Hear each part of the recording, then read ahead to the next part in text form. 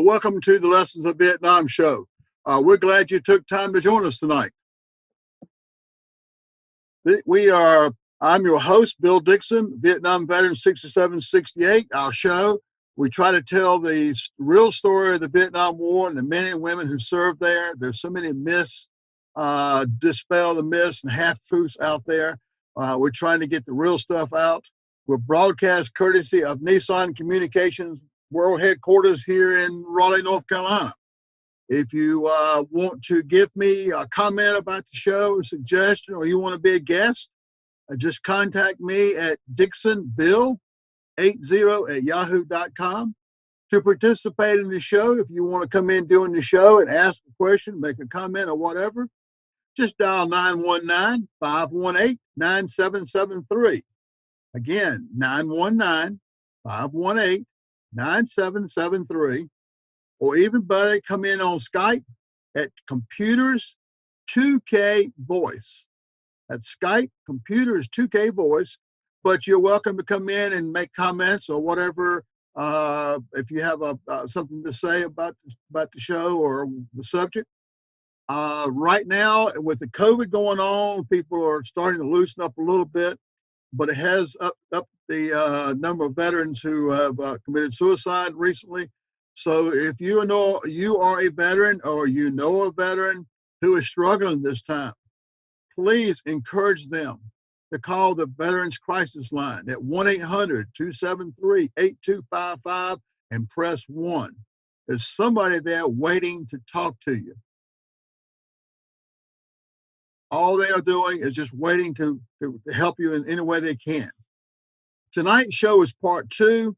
We are going to be looking at how the United States and Vietnam story start to come together into one. On our last show, we saw where the first American was killed in Vietnam in 1946, Colonel Dewey. Now our timeline continues. You can see the United States in the South Vietnamese flag there. Still showing that. I do not show the Communist flag. Okay, we're going to start off with 1946 and kind of go through the timeline of what was going on in the world, which all brought us to where we ended up going. Aloha Airlines began service from Honolulu International Airport. On August 1st, leaders of the Russian Liberation Army, a force of Russian prisoners of war that collaborated with Nazi Germany, are executed in Moscow, Soviet Union, for treason. On September the 2nd, the interim governor of India is formed, headed by Jawaharlal Nehru as vice president with he had the power of a prime minister. In September 6th, the United States Secretary of State, James F. Burns, announces that the U.S. will follow a policy of economic reconstruction in post-war Germany. On September 20th, a 7-year delay due to World War II, the Cannes Film Festival is held. Now, as we go through this, you're going to start seeing the beginning of the Cold War coming along. We start talking about communism now, where we were talking about Nazism, and now everything switches over to communism. On September 24th, Cathay Pacific Airlines is founded in Hong Kong. If you want to fly to Vietnam, their planes are really good to fly on. That's flew the last couple of times I've been back. September 24th, also Clark Gifford and George Elsie, military advisor to U.S. President Harry S. Truman, present him with a top secret report on the Soviet Union that first recommends a containment policy. On October 1st, Nazi leaders are sentenced at the Nuremberg trials. October 16th, Nuremberg trials, execution of the convicted Nazi leaders at the main trial. As you can see there, they're being hung. Says there are 10 Nazis hung there.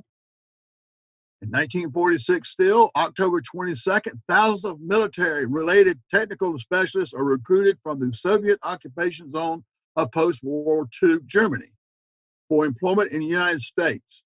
Werner von Braun, who was the kind of head of the rockets for Hitler, came over to the United States, and that's where we jumped up so much in our space travel. October 23rd, the United Nations General Assembly convenes for the first time in an auditorium in Flushing, Queens, New York City. October 24th, a camera on board the V-2 number 13 rocket takes the first photos of Earth from outer space. And you can see the picture there. Not exactly clearest, but it was the first photo. On November 19th, Afghanistan, Iceland, and Sweden joined the United Nations. On November 23rd, French naval bombardment in Haiphong, Vietnam, kills thousands of civilians. This was the lead to the First Indochina War. Haiphong is where the big harbor is. It's also a town there right on the coast of North Vietnam, just up from Hanoi. December 7th, a fire at the Weinkauf Hotel in Atlanta, Georgia, kills 119 people, the deadliest hotel fire in U.S. history. On December 9th, the Constituent Assembly of India meets for the first time to write a Constitution of India. On December 12th, a fire at New York City ice plant spreads to a nearby tenement, killing 37 people. An ice plant catching on fire. That's interesting. The United Nations General Assembly votes to establish its headquarters in New York City. Whoopee. December 19th, the official start of the First Indochina War, which is the war between France and Viet Minh of Ho Chi Minh. 21st of December 22nd, an 8.1 magnitude scale earthquake and subsequent tsunami in Nakano, Japan, kills over 1,300 people and destroys over 38,000 homes. December 25th, the first self-sustaining nuclear chain reaction is initiated within the Soviet Union.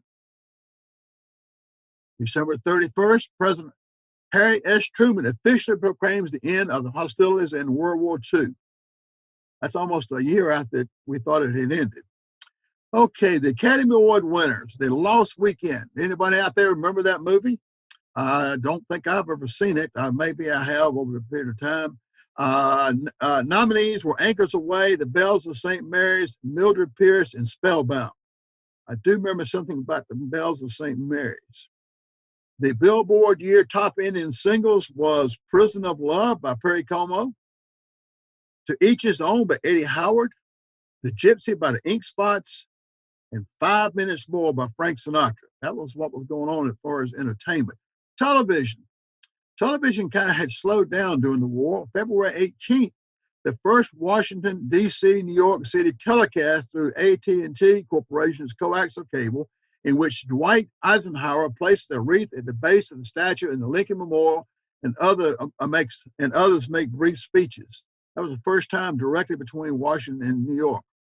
On February 25th, the pre-war 18-channel VHF allocation is officially ended in favor of the new 13-channel VHF allocation due to the appropriation of some frequencies by the military and the relocation of FM radio. Only 5 of the old channels are the same as new channels in terms of frequency, and none have the same numbers as before. So everything was changing around in the TV industry. CBS transmits a Technicolor movie short and color slides by coaxial cable from Manhattan to Washington. Didn't exactly go through the air, did it? On June 7th, the BBC, British Broadcasting, television services began broadcasting again for the first time since 1939. The first words heard are, "Good afternoon, everybody. How are you? You remember me? Jasmine Bligh." 20 minutes later, the Mickey Mouse cartoon Mickey's Gala premieres. The last program transmitted 7 years early at the start of the World War II is reshown. On June 19th, the first televised heavyweight boxing title between Joe Louis and Billy Conn is broadcast from Yankee Stadium. The fight is seen by 141,000 people. First time boxing was televised. On July 7th, broadcasting of the BBC's children's program for the children is resumed. One of the few pre-war programs resumed after reintroduction of the service. Children's puppet Muffin the Mule debuts in an episode of the series for the children. He is so popular, he has given his own show later that same year. On September 6th, Chicago's WBKB-TV commences broadcasting as the first U.S. television station outside the Eastern Time Zone. On September 15th, Dumont Television Network begins broadcasting regularly in the United States. Now, anybody out there know what happened to Dumont? Did they become something else, NBC or CBS or Fox or whatever? What happened to Dumont? They had some pretty good shows there. October 2nd, the first television network soap opera, A Fairway Hill, is broadcast by Dumont. So in 1946, we had our first soap opera. October 27th, Telecrime, the first television crime series from 1930s, is resumed by the BBC, retitled Telecrimes. Okay. On December 24th, the first TV Christmas church services telecast from the Grace Episcopal Church in New York on WABD. So the first Christmas church service. Now, also in radio, number one show in radio, because the radio was still kind of number one entertainment. There weren't that many TVs. Let's see, the Bob Hope Show was number one. You see Bob there. And then Fibber McGee and Molly, the pictures of them. And then, of course, Jack Benny. And then the Fred Allen Show. And if you've never seen some of these shows, you ought to go Google and look up the Jack Benny Show and Roscoe and Fred Allen. He was kind of crazy too. Still in 1946, February, China and France reach an agreement allowing the return of French troops in northern Vietnam. Now we've switched over what's going on in Vietnam in 1946. We talk about the country, the world. Now let's talk about what's going on in Vietnam specifically in 46. February 28, Ho Chi Minh asked the United States for support against communism, which I thought was very interesting since he was a communist. But okay, he was looking for help when he can get it. March 6th, Ho Chi Minh agrees to return of French troops provided they recognize North Vietnamese autonomy. In other words, he says, okay, y'all come on back because they're already back there anyway, but you need to recognize us. March 6th, Chinese troops depart Hanoi in Vietnam. They were one of the peacekeepers that were sent in after World War II to keep things going, and they have left. On July 1946, Ho Chi Minh rejects a French proposal granting Vietnam limited self-government, and the Viet Minh began a guerrilla war against the French. In May 1946, Ho Chi Minh travels to France in an attempt to negotiate full independence for Vietnam. This mission ultimately fails. The French government proclaims Cochin China, or South Vietnam, an autonomous republic. Now, Ho Chi Minh was in northern Vietnam.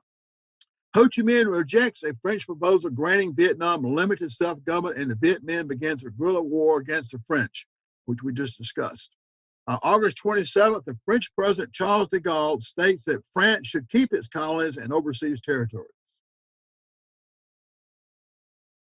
October 15th, 1946, French forces move against the Viet Minh supply lines in and around Haiphong.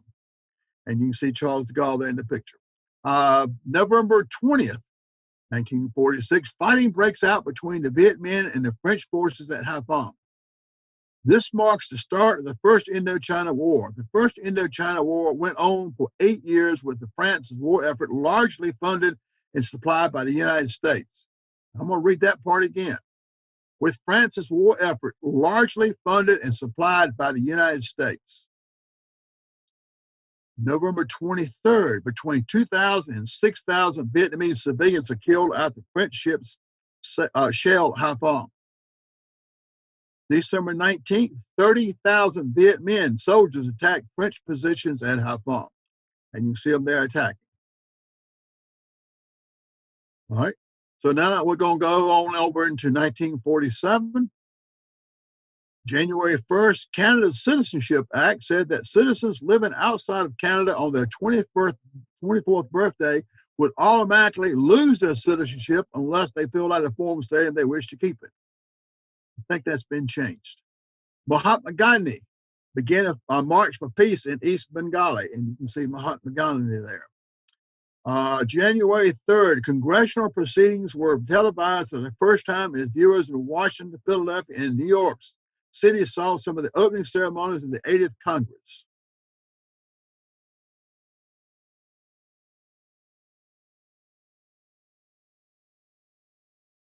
All right, I think we froze again. Let's see. Did it freeze on you again? Yeah. I'm gonna have to work on this. I'm gonna have to print them out so I can get it in my hand rather than trying to read from the screen.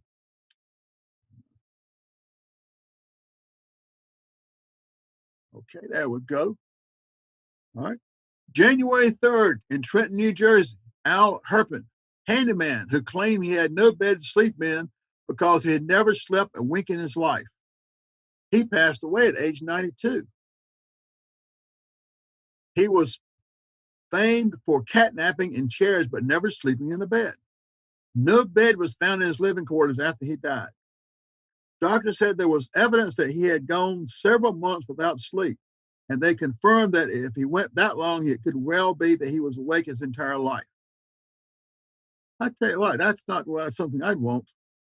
January 5th, 1947, Great Britain nationalizes its coal mines. On January 7th, in the U.S., James F. Burns again resigned as Secretary of State and was succeeded by General George C. Marshall. January 9th, French General Leclerc broke off all talks with Vietnam's Ho Chi Minh. On January 10th, the musical fantasy Finn's Rainbow opened on Broadway and ran for 725 performances. It is a tale of an Irishman who stole a pot of gold and came to the U.S. to plan it and become rich. On January 12th, in Haifa, Palestine, the Stern Gang drove a truckload of explosives into a British police station. 4 people were killed and 140 injured. January 15th, a grisly, unsolved murder case in Los Angeles was discovered when the mutilated remains of a 22-year-old aspiring actress, Elizabeth Short. She was known as the Black Dahlia for the dark outfit she wore. Now, I do remember something about the Black Dahlia, but I didn't know the name. Her remains were found dumped in a vacant lot. She had been severed at the waist, drained of blood, and fully posed. The Black Dahlia murder case remains unsolved, even though 500 men confessed to the murder. 500 men want to be known as the one to kill the Black Dahlia. Okay, they were as crazy then 1947 as we are now. January 17th, China. The court-martial of U.S. Marine Brigands accused of raping a Beijing University student. The rape touches off huge demonstrations throughout China and against the United States military presence, originally to help fight off the Japanese. On January 19th, the French opened an attack on Hue. Hue in Indochina or Vietnam. Hue was the original imperial city where the emperor of and king of Vietnam was at that one time. The walls are 12-foot thick. It's a really interesting place to go. In Poland on January 19th, a coalition dominated by the Communist Party wins 80% of the vote in parliamentary elections. Stalin is succeeding in having a friendly Poland between the Soviet Union and Germany. On January 20th, Josh Gibson, Negro League slugger, died of a brain tumor. On January 21st, the Soviet Union asked the UN Secretary Council to investigate Britain's interventions in Greece and Indonesia. Part of the Marshall Act. January 25th, American gangster Al Capone died of syphilis in Miami Beach, Florida, at age 48. While he was in prison in Alcatraz, he wrote a song titled Madonna Mia and gave it to Vincent Casey, a Jesuit priest who visited him regularly. In 2009, the song was produced and made available on CD. So I know you want to run out and get Madonna Mia by Al Capone. January 27th, Britain agrees to give Burma independence following negotiation with nationalist leader Aung San. Everybody's starting to lose their colonies in 47, looks like. January 28th, unhappy with the recent elections in Poland, the United States charges that the provincial government of Poland has failed to carry out its solemn pledge to conduct free and unrestricted elections as called for in the Yalta and Potsdam Agreement.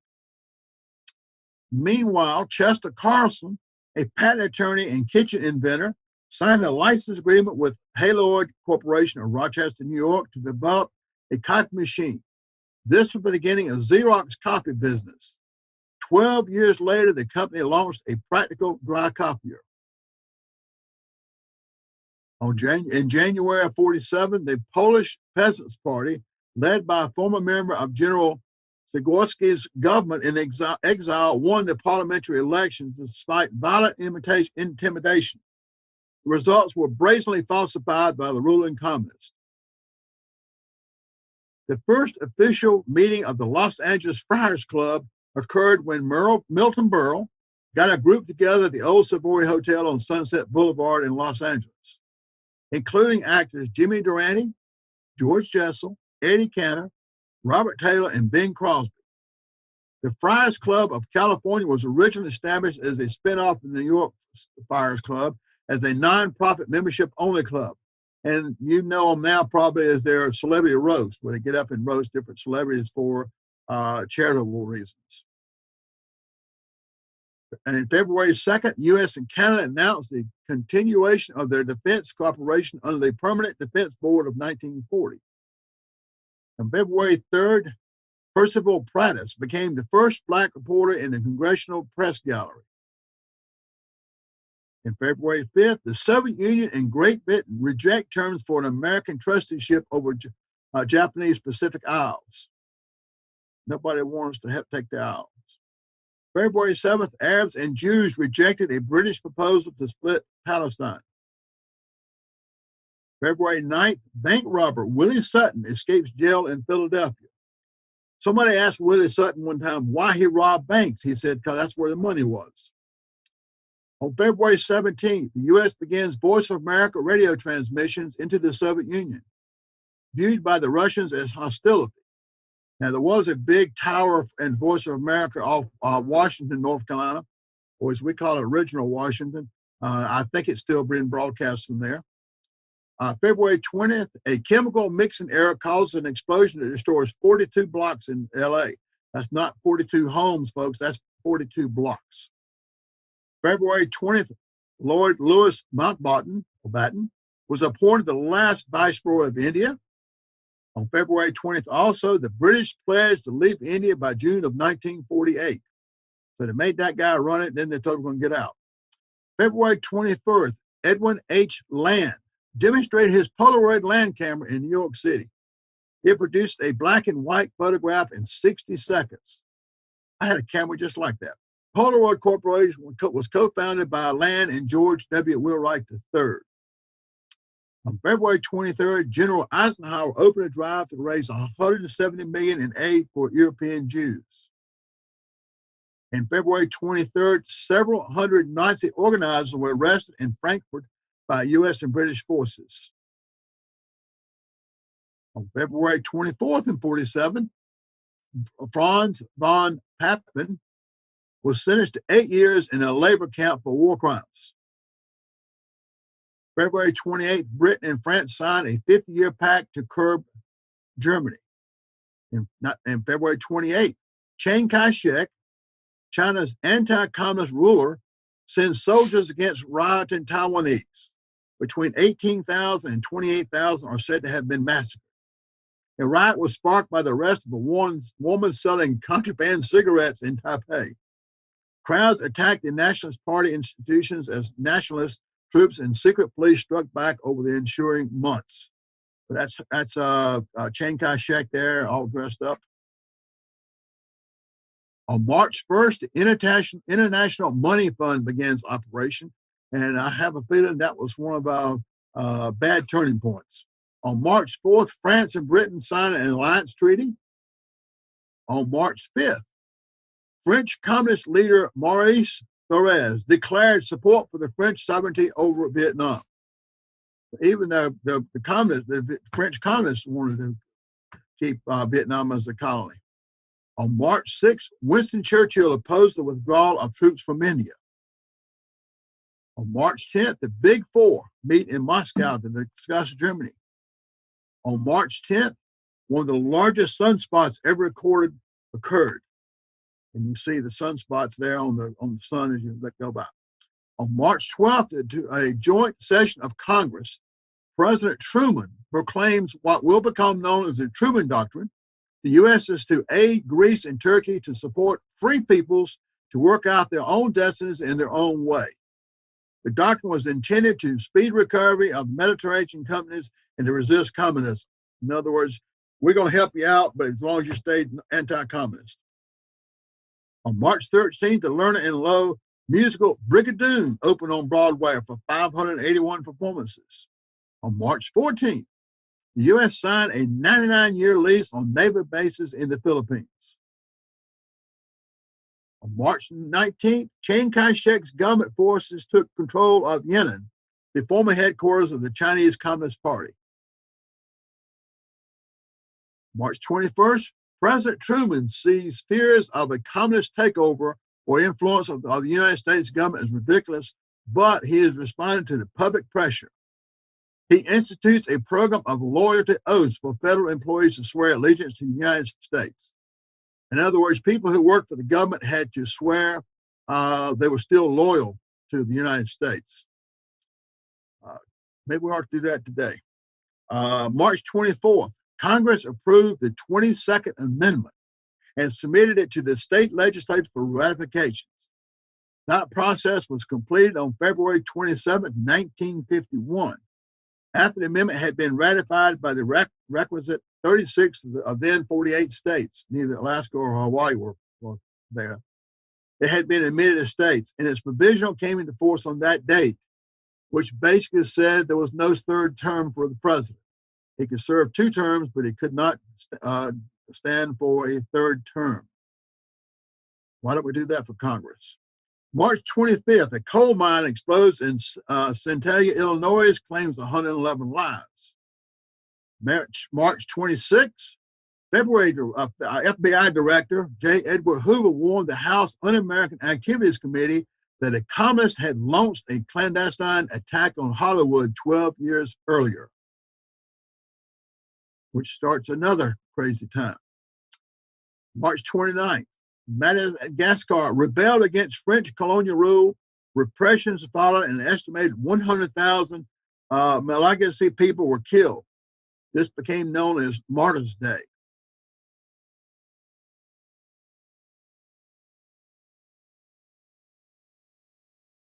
All right, it freeze up again. Okay, here we go. March, U.S. Secretary of State George Marshall, which was the general before, attended a Big Four meeting in Moscow and concluded that the Soviets were seeking a European collapse that would bring in communist government. He thus decided on what became known as the Marshall Plan. As a part of the Marshall Plan, European nations received aid from the United States after World War II, and we don't seem to have stopped. March, John McClory, American lawyer and banker, became serving as the second head of the World Bank and continued to 1949. April 1st, the first Jewish immigrants to Israel disembarked at port of Eilat. Eilat. What's okay? What Amnon said. Okay. In April 3rd, 1947, in the U.S., the Attorney General's list of subversive organizations is created under President Truman's Executive Order 9835. Among those on the list are 71 organizations and 11 schools viewed as adjutants of the Communist Party. Also on the list are the Ku Klux Klan and a Patriotic Society for Japanese veterans of the Russo-Japanese War. Now, the Truman Loyalty Campaign was issued Executive Order 9835 on March 24th, 1947. It really came out in April in response to criticism of handling threat of communism, sweeping loyalty investigations of federal employees, loyalty boards in every department. Federal administrations ran the hearings. revoked. It was revoked by Eisenhower in 1953. That was getting almost back to communism itself with these loyalty pledges. April 4th, scientists noted the largest group of sunspots on record. April 6th, the first Tony Awards were presented at a dinner in the Grand Ballroom of the Waldorf Astoria on Easter Sunday. They were named in honor of Antoinette Perry, chairman of the board and secretary of the American Theater Wing throughout the war. And you can see there the Tony. Auto pioneer Henry Ford died in Dearborn, Michigan. He left most of his personal estates valued at $205 million to the Ford Foundation. He left very little, if any, to his family. April 7th, Arab students, influenced by National Socialist movement in Europe, founded the Ba'ath Party. And you can see their insignia there. April 7th at Mount Pelerin, Switzerland, Friedrich A. von Hayek invited a group of classical liberals to discuss the threat of freedom posed by the expansionist government of the day. The group founded the Mount Pelerin Society to continue meetings and discussions in the future. They view central planning as the single most important threat to liberty. On April 9th, the U.S. Atomic Energy Commission was confirmed. Physicist Robert Oppenheimer was appointed chairman of the General Advisory Committee to the Atomic Energy Commission. You can see their insignia. Starting to think a little bit more about the atoms and so forth. April 9th, a series of tornadoes struck Kansas, West Texas, and Oklahoma. 181 killed and some 1,300 injured. The Woodward tornado ranked as the deadliest ever to hit Oklahoma. On April 10th, Brooklyn Dodgers president Branch Rickey announced that he had purchased a contract of Jackie Robinson's from the Montreal Royals. John, and I'm not even going to try to pronounce his last name. You can do it like you want and call him whatever. Black publisher of the Chicago Defender was instrumental in persuading Mr. Rickey in his decision. Despite intense pressure and hostility, Robinson's athletic abilities earned him the Rookie of the Year in 1947. Ronald Reagan and his wife, Jane Wyman, that's later to be President Reagan, provided names to the FBI of Screen Actors Guild members believed to be the Communist Party. You see on the left there is the whole thing. It says Americans don't patronize Reds. And then I blew up the bottom part. It says, number one, the Reds have made our screen, radio, and TV Moscow's most efficient fifth column in America. Number two, the Reds of Hollywood and Broadway have always been the chief financial support of communist propaganda in America. Number three, our own films made by Red producers, directors, writers, and stars are being used by Moscow in Asia, Africa, and the Balkans, and throughout Europe to create hatred of America. Number four, right now, films are being made to craftily glorify Marxism, UNESCO, and one worldism. And by your TV sets, they are being piped in your living room and are poisoning the minds of your children under your very eyes. So remember, if you are patronizing a film made by Red producers, writers, stars, and studios, you are aiding and abetting communism. Every time you permit Reds to come into your living room by your TV set, you are helping Moscow and the internationalists to destroy America. You can see where the thought process was starting to go. On April 11th, Jackie Robinson played in an exhibition game between the Brooklyn Dodgers and the New York Yankees. The first Negro to play in Major League Baseball as he took the field for the Brooklyn Dodgers, Jackie Robinson officially broke baseball's color barrier when he put on the Dodgers uniform number 42. When he joined the Brooklyn Dodgers, talented black athletes toiled in relative obscurity in the Negro League despite the exciting caliber of their play. Brooklyn Dodgers general manager Branch Rickey first approached Jackie Robinson in August of 1945 to participate in the great experiment of integrating the minor leagues. April 15th, Jackie Robinson made his official debut with the Brooklyn Dodgers on opening day. The Dodgers defeated the Boston Braves 5-3. And he was called a bunch of different names and things were thrown and so forth. On April 16th, financier and presidential confidant Bernard Baruch In his speech given during the unveiling of his portrait in the South Carolina House of Representatives, coined the term Cold War to describe relationships between the United States and the Soviet Union. Let us not be deceived. We are today in the midst of a Cold War. Also on April 16th, the French ship Rheinkamp, carrying ammonium nitrate fertilizer, caught fire and blew up, devastating Texas City, Texas. It was America's worst harbor explosion. Another ship, the Highflyer, exploded the following day. The final death toll was 576. More than 3,000 Texas City residents were left homeless. Property damage ran into the millions.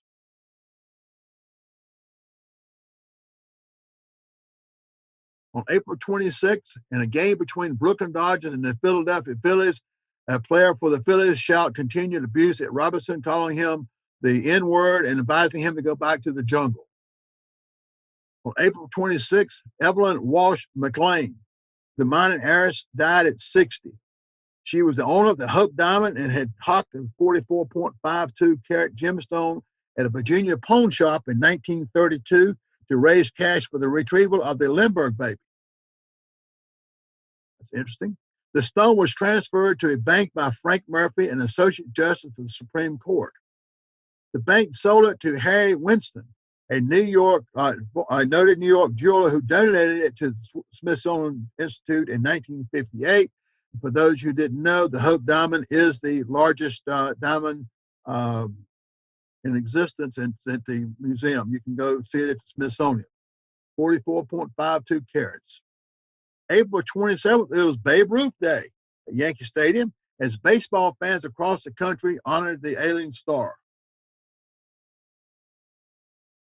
April 28th, Norwegian anthropologist Thor Heyerdahl and 5 others sailed from Peru aboard a balsa wood raft. Now, guys, I know you've all made things in airplanes out of balsa wood. You see how soft and so forth it is. Named the Kon-Tiki on a 101-day, 4,300 nautical mile journey across the Pacific Ocean to Polynesia. They wanted to prove that Peruvian Indians could have settled in Polynesia. And you can see the Kon-Tiki there. That's taken in the museum. That it's there now. On April 30th, President Truman signed a measure officially changing the name of the Boulder Dam to Hoover Dam. May 1st, radar for commercial and private airplanes was first demonstrated. On May 2nd, William Moulton Marston, American psychologist, inventor, and comic book writer, died. He created the character Wonder Woman, who made her debut in All-Star Comics #8 in December of 1941. I did not know Linda Carter was that old. May 3rd, Japan's post-war constitution, drafted by Americans, took effect. It included the creation of the House of Counselors and renounced war as a way of settling disputes. On May 5th, Pulitzer Prize was awarded to Robert Penn Warren, who wrote All the King's Men. On May 7th, the opera The Mother of Us All by Gertrude Stein and Virgil Thompson premiered at the Brander Matthews Theater of Columbia University. The road is a meditation on the life of Susan B. Anthony. Any of y'all have the Susan B. Anthony dollar out there? On May 7th, Kraft Television Theater premiered on NBC. On May 7th, Nick Dijon, former Cappadocian in the Chicago family, was strangled and his body stuffed in the trunk of a car parked on San Francisco Street. Basically, he was a hitman. Dijon had reportedly fled Chicago after murdering several other gang members and was living in Santa Rosa, California, until under an alias at the time of his death. On May 8th, the House Un-American Activities Committee convened in Hollywood to hunt for communists in the film industry. The committee was chaired by Jamin Parnell Thomas, Republican from New Jersey, and the first witness called were MGM's executive James McGinnis, screenwriter Jack C. Moffat, and composer Hans Eisler. All were there. Then they got blacklisted. We'll talk about it a little bit. Robert Vaughn in 1972 authored Only Victims, an account of the 1947 House of Un-American Activities Committee hearings on the Hollywood 10 in 1998, Kenneth Lloyd Billings authored Hollywood Party, an account of the activities of the Hollywood 10, who included Alvar Bessie, Herbert Bierman, Lester Cole, Edmund Dmitri, Ring Larda Jr., John Howard Lawson, Albert Maltese, Samuel Ortiz, Robert Adrian Scott, and Dalton Trumbo. They were all blacklisted. On May 11th, the B.F. Goodrich Company of Akron, Ohio, announced the development of a tubeless tire. On May 13th, the U.S. Senate approved the Taft-Hartley Act limiting the power of unions, which got changed, I'm certain. The first U.S. ballistic missile was fired on March 22nd. On March 24th, the Tetsu Katayama, a Japanese politician, began serving as Prime Minister of Japan and continued until 1948. He bears the distinction of having been the first socialist to serve as Prime Minister of Japan and the first Prime Minister of post-war Japan. On May 30th, in Hungary, Soviet-backed communists forced Prime Minister Ferenc Nagy into exile. And he was appointed as successor and served as the last non-communist Prime Minister of Hungary.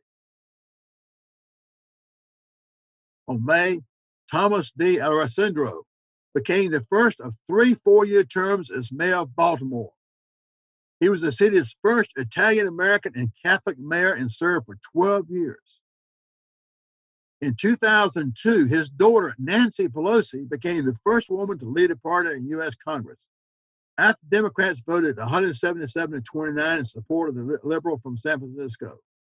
In 2006, Nancy Pelosi was also named Speaker for the 110th Congress. The good mayor of Baltimore was also known to have mafia ties. The OPA, which has issued World War II rationing coupons, disbanded. All the way back to 1947, they were still having to do rationing. On January 1st, the development of photosynthetic glasses was announced. June.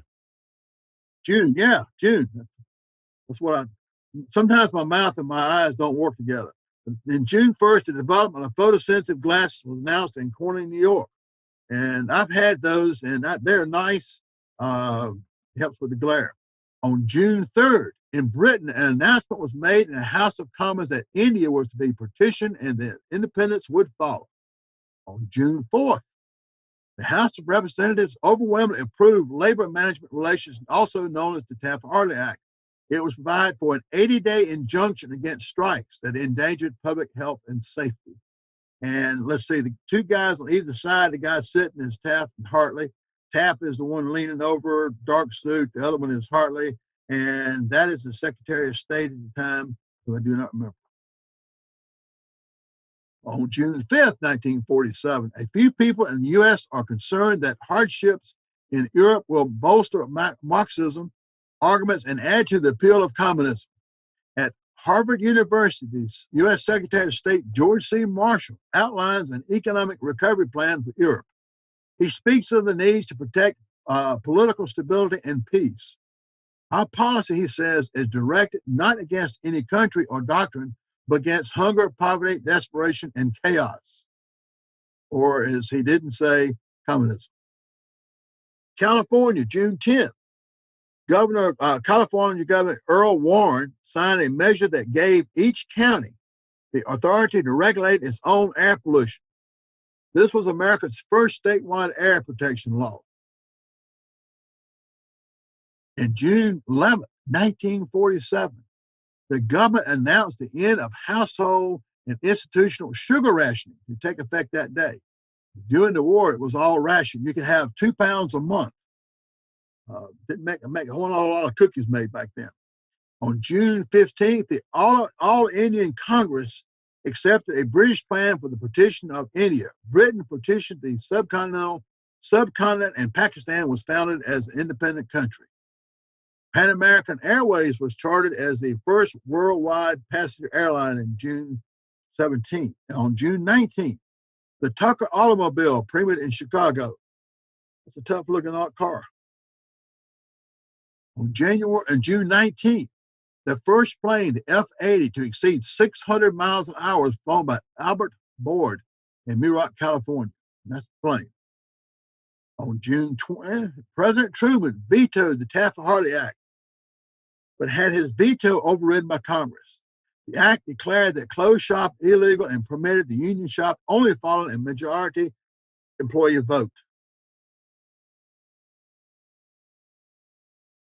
On June 20th, Benjamin Bugsy Siegel was shot and killed at the Beverly Hills, California mansion of his girlfriend, Virginia Hill, at the order of mob associates angered over the soaring cost of Siegel's pet project, the Flamingo Resort in Las Vegas, Nevada.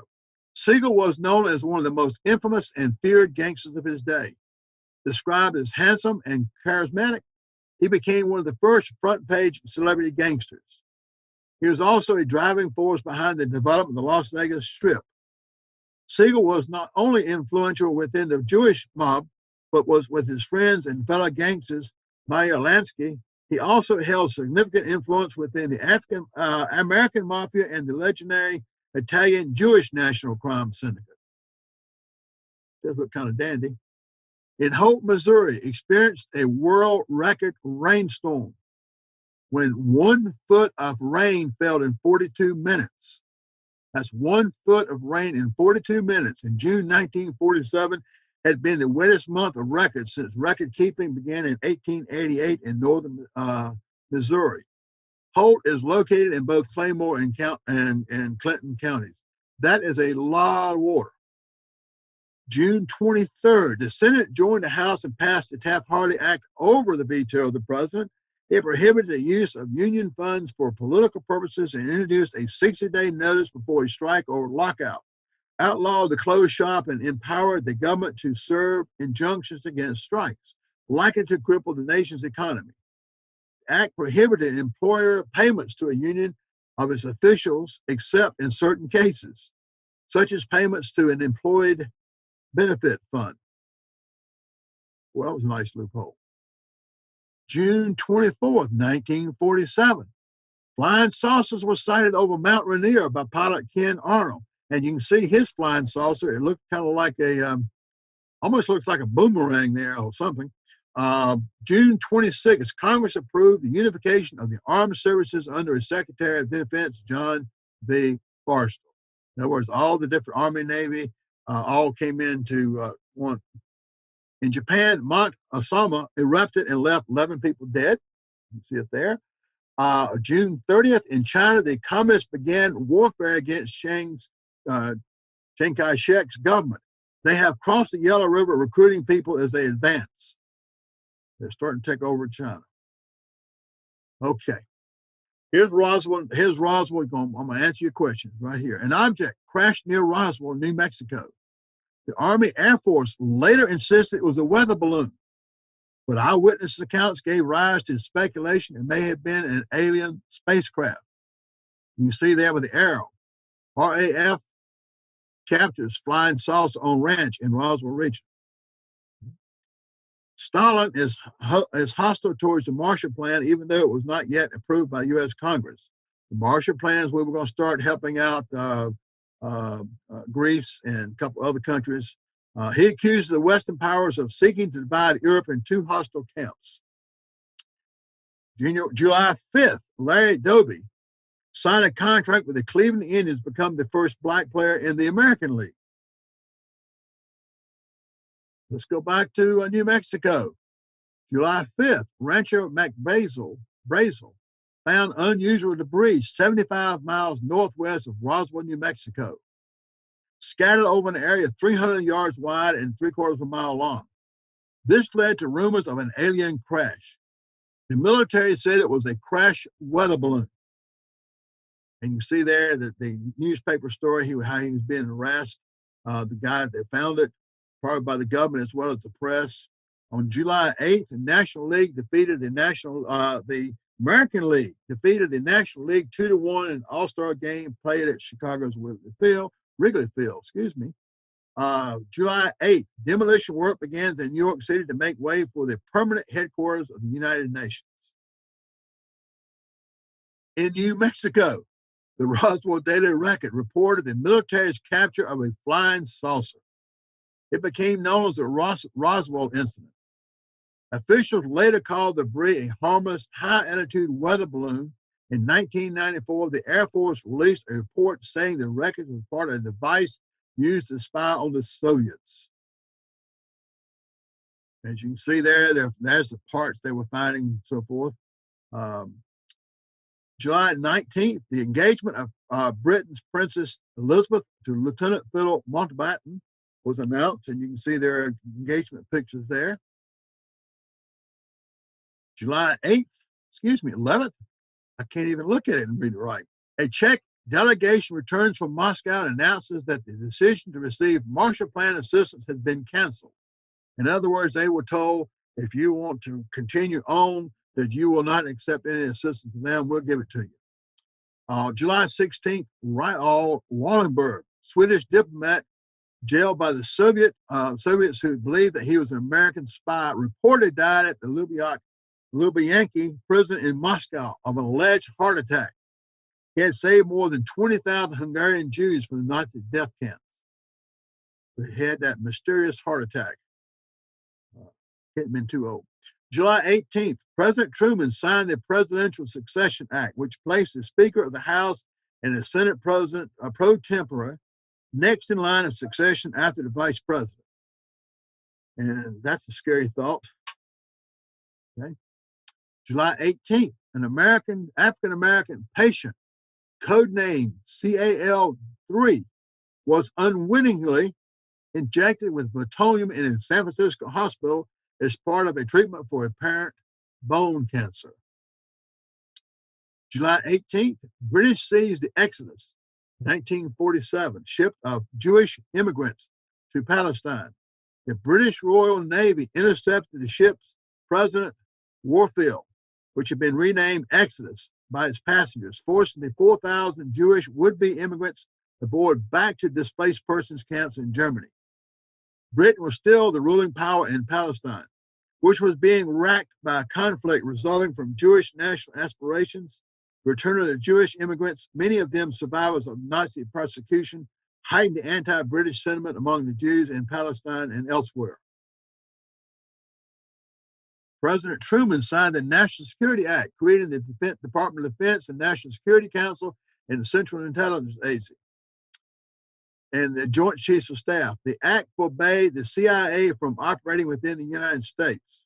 The CIA was transformed from the Office of Strategic Services, or OSS. The Jewish underground, Irgun Tzva'i Leumi. Okay, said it hanged 2 British sergeants in Palestine. Things are heating up. Senator John Bricker, a Republican from Ohio, was shot at twice as he entered the Senate subway. William L. Kaiser, a former Capitol Police officer, missed both times. He had lost money when an Ohio building and loan firm was liquidated, and I guess he was blaming that on the Ohio senator. Okay.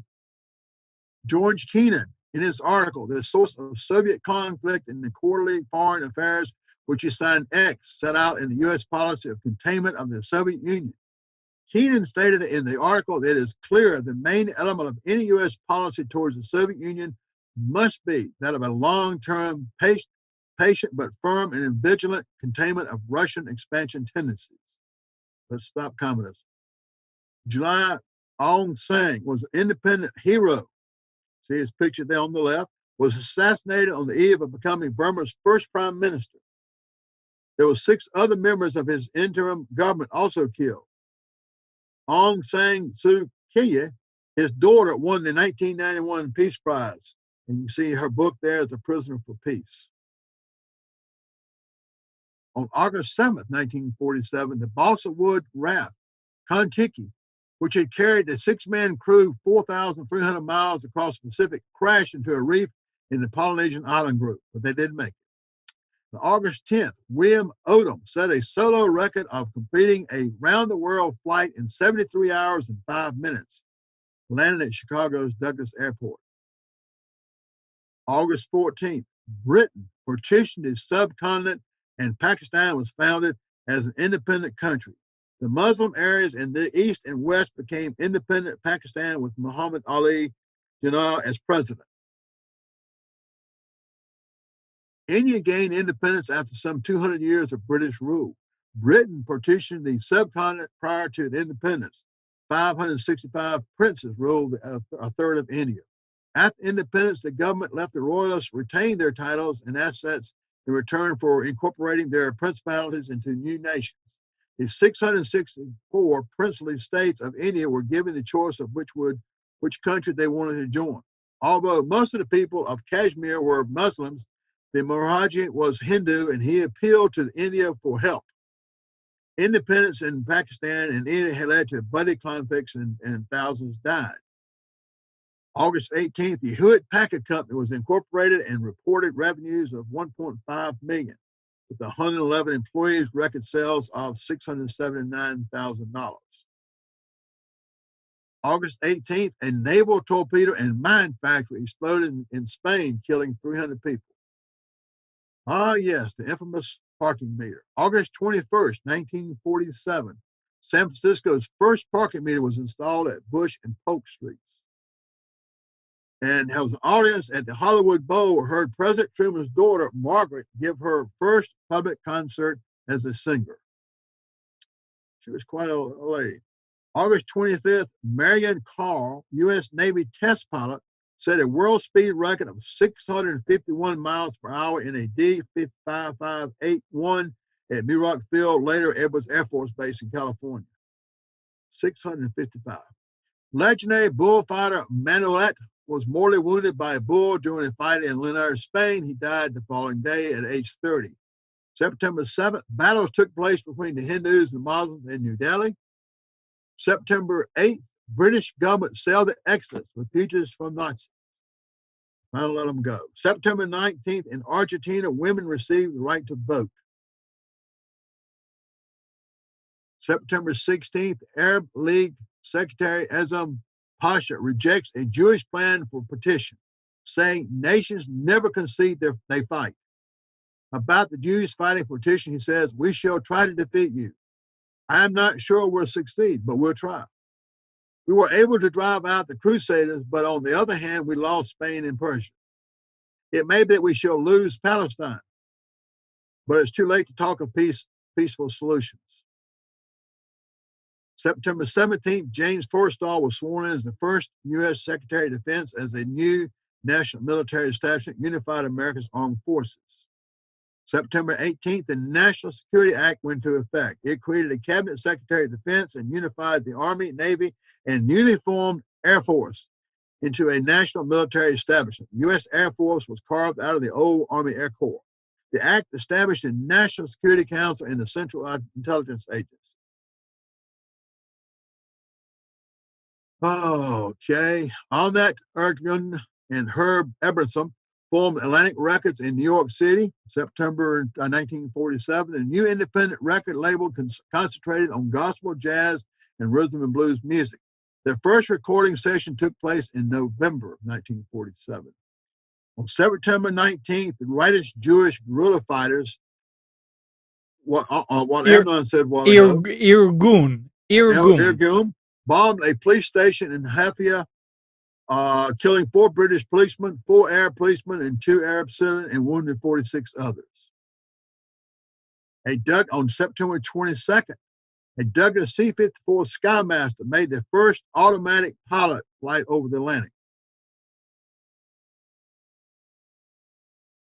September 24th, 1947, the World Women's Party met for the first time since World War II.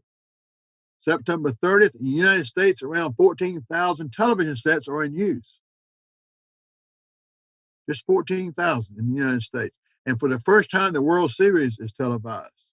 On October 31st, the first telescope is lens 200 inches in diameter is completed. On October 15th, in the first televised White House address, President Truman asked Americans to refrain from eating meat on Tuesday and poultry on Thursday, appearing to help stockpile grain for starving people in Europe. October 7th, French troops in Indochina launched Operation Leg to capture Viet Minh positions near the Chinese border. October 11th, the Friendship Train traveled across America to collect food that would be shipped overseas helped European countries recover from World War II. They loaded up a whole plane car that would stop at different cities or states, and whatever that state was known for, they'd fill up a train car. October 13th, the popular children's television show Kukla, Fran, and Ollie premiered a local Chicago show. In its first year, the show's name varied between Kukla, Fran, and Ollie and Junior Jamboree. It was essentially the same show. Now, I'm going to stop right here with Chuck Yeager because we're running short on time. We'll start back there. Thank you for being with us for part 2, and hope you join us for part 3 on 24th of March. By the way, don't forget to spring forward on the 14th of March. It's daylight savings time. Let's see if I get in the fall, you fall back. In the spring, you spring forward. So let's see, if you spring forward, does that mean you lose an hour of sleep? If you go, yeah, you gain an hour of sleep. No, you lose an hour. But you spring forward, you lose an hour. Anyway, March 29th is Vietnam Veterans Day. If you're in the Triangle area and you're anywhere around Durham that day, March 29th, if you would like to commemorate the Vietnam Veterans Day, the Durham VBA Chapter 530 will be doing a ceremony at the Durham Vietnam Veterans Memorial at 12 o'clock. The memorial is in the parking lot of the Butterfly House at the Museum of Life Sciences. So if you live in the area, you ought to stop by and see the memorial there. So that's what's going on right now is Vietnam Veterans Day. It's been a long time coming. The show coming up March 24th. I hope those of you are going to get your shots, I hope you're getting them so you'll be safe. We will see you on March 24th. Good evening.